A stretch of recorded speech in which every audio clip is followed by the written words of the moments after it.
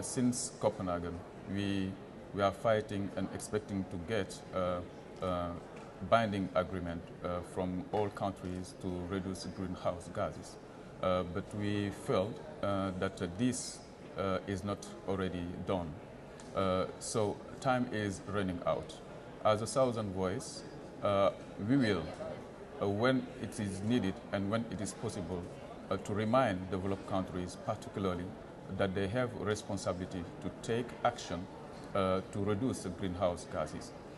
So we call them for more ambition in this process because if they don't get this ambition, we will not arrive to limit the temperature to 1.5 degrees as requested. So this will have implication in our communities. So that's why we think that developed countries have to demonstrate more voluntarism, or large voluntarism to move the line. I mean, in what context? I mean, we're already seeing Kyoto Protocol falling apart to a large degree, the Durban platform perhaps not being agreed by all the developed nations who initially expressed an interest.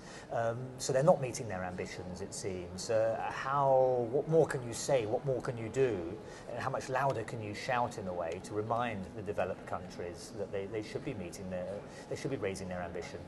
Yeah, you know, we are in an international process which is a little bit complicated, and then we feel that the international governance related to environmental issue is missing its role, because if countries did not take their responsibility, it's meaning that we miss somewhere leadership.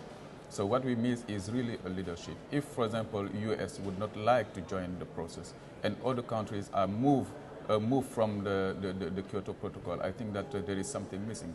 I don't know if people are really conscious about the problem of climate change. But it is not only affecting developing countries, it affects also developed countries, because we know the problem that people have with hurricanes and others climate variability. So it's impact also developed countries. So if we don't take action, I think that we are moving in a cow. Maybe that when we arrive to the cow, people will be conscious that we need to take action. I mean, what do you plan to do? I mean, how do you plan to make your voice heard? I mean, obviously you're here in Doha, but beyond Doha, is there anything you can do? Is there anything developing nations can do to shout louder, to raise that consciousness, to make the developed nations aware of their responsibilities?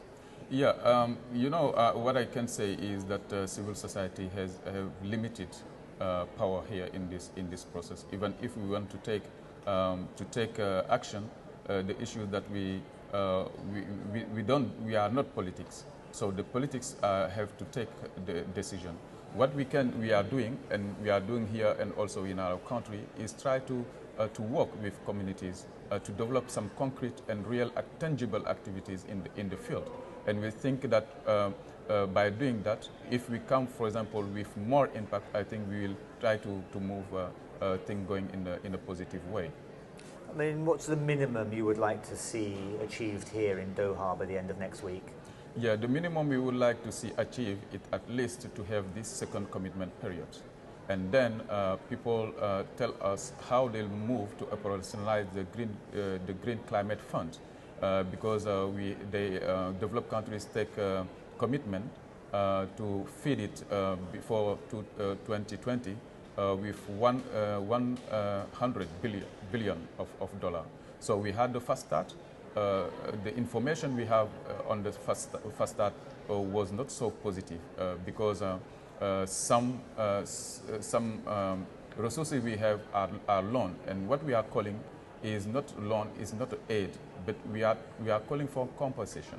So the developed countries have to take their commitment in this way and finance the action related to climate change, because they have historical responsibility, and we are impacted by this issue.